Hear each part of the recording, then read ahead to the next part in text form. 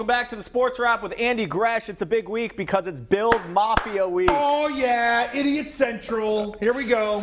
All right, there's been a little trash talking, not only from you to Bills fans, but from the Bills players. They're feeling a little chesty after that Colts win. What do you make of the back and forth? Well, that's Ryan in a nutshell. And let's face it, Yianni, the last couple of years for Rex, what did we really see? A guy who was kind of neutered, you know?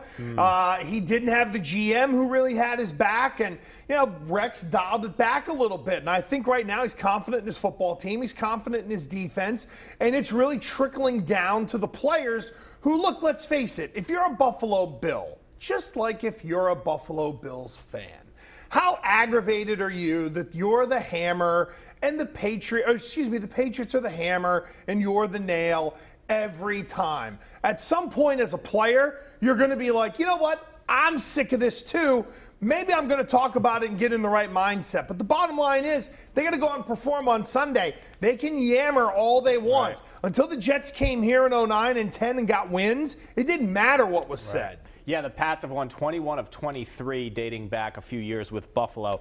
We know that Rex Ryan kind of relishes trying to beat Bill Belichick. Do you think Belichick loses an ounce of sleep thinking of Rex Ryan? No, God, no. I mean, look, there's no question the Patriots are the hunted, Yianni. And the thing with Bill Belichick is I think he and Rex Ryan actually get along, and I think there's a lot of respect there because of the old man, Buddy Ryan, and what he meant to the NFL and the fact that Belichick has now competed against, and in the instance of Rob Ryan, coached with pretty much the whole Ryan family. Right. So he's got a big knowledge and, you know, he's got a big database, let's say, on the Ryans and what they do. I think there's real respect there. And I do think rooted in some of the sarcasm and the funniness and the bravado is real respect from Rex Ryan to Bill Belichick. But no, for Bill Belichick, it's just we're on to Buffalo. It's another game. Exactly. All right, I want to switch gears quickly to Deflategate. Jim McNally, John Jastrzemski, reinstated by the NFL today. The Pats really wanting this to happen. More of a PR move, or those guys really have nothing to hide? No, I don't think there's anything to hide. I mean, look, you know, the NFL said, well, the Patriots suspended them, we suspended them, you know, all this hullabaloo, and then you got to get clearance from the NFL to bring them back. I mean, please, this is the final chapter, we hope. The only thing really left is, are we going to see Jim McNally standing on the sidelines of the next home game? I'm kind of fascinated by it because there is a part of the old, you know, dinner for one, if you know what I mean, to the league. If you leave him there, I don't think Jastrzemski's role is going to change at all. I wonder about McNally's, and if not, maybe it's kind of a bleep you to the league. Yeah. So either way, it means, Yianni, that finally maybe this thing is over. I wonder if those guys will ever grant anyone an interview. Big news. No. Big news out of Tom Brady today, not with football, but with politics. He had the Trump hat in his locker room. He was asked about it, said it would be great if he won. Athletes typically don't align themselves with political candidates. Brady has always been politically correct. What'd you make of today's news? Well, if you go all the way back, let's remember, too, that when it was GWB, if I'm not mistaken, he was up sort of in the rafters, I guess, when he was giving one of the State of the Union addresses. Okay. So it's not like Brady hasn't been aligned with the Republican Party before, but there's no question he tries to stay clear. And this, to me, is the signal of Tom Brady starting to think, what am I going to do after football? You start to know you start to learn a little more about him. You start to understand maybe the political leanings. I don't think he's out there screaming the way Trump is some of the stuff that he has, and I'm sure he doesn't agree with every opinion.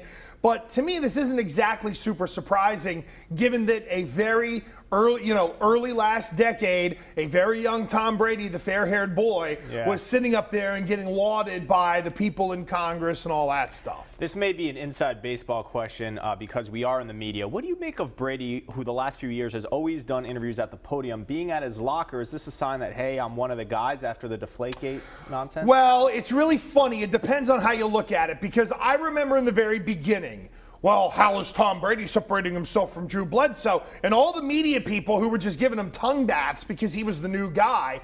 It was, well, he's different because he's one of the guys and he gives a press conference at the locker.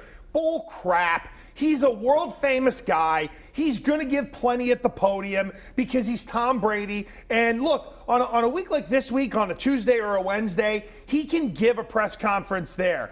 If all the national media were in, there's no way he would have inconvenienced his teammates. So again, this goes back to early on. Brady did it, and then he ultimately went to the podium because it was about the guys who were around him. So I don't read too much into it. Okay. This is just Brady, kind of talking away and doing his thing, and it's the daily maintenance. I think right now, given everything with deflategate, Yianni, I don't think Brady really wants to talk to anybody right now. He wants to really hone in and play football. Last question. The Pats traded for receiver Keyshawn Martin from the Bucs today. Have you ever heard of this guy? And a little bit. They're pretty thin at receiver, other than Edelman, Amendola, and Kenbrell Thompkins is on the practice squad, and that's the guy that I'm looking at. I know Aaron Dobson is still around, but, to me, it's an indicator that maybe there's something going on injury-wise with somebody, and you automatically start to look at Aaron Dobson from that end. You can't play with just two. Dobson's got to step up. I think it creates a little competition. And maybe what they're doing is they're getting they went out and make this trade so that they can continue to have Thompkins stay on the practice squad and you continue to stash him away and develop him. So roster management at this time of year is really tricky because you're starting to get into guys who have money guaranteed on their contracts. For a vested player who's just signing here after week 1, if they are released in a couple of weeks, they're guaranteed at least 4 weeks of money. So it does get into salary cap management as well. And I know for a lot of people it's mind-numbing schlock because it's, oh my God, find me a guy who can catch the ball. That's all people care about. Well, you know what? If there's a big injury at the end, towards the end of the season, and the Patriots don't have enough cap space to go get somebody, then those same people are going to be screaming, oh my God, that bunch of idiots, I can't spend right. So, we got to go easy on this. All right, good stuff, Gresh. We'll get into the actual matchup and get your pick tomorrow night on the Blitz. Until then, much more from the Sports Wrap coming up right after this.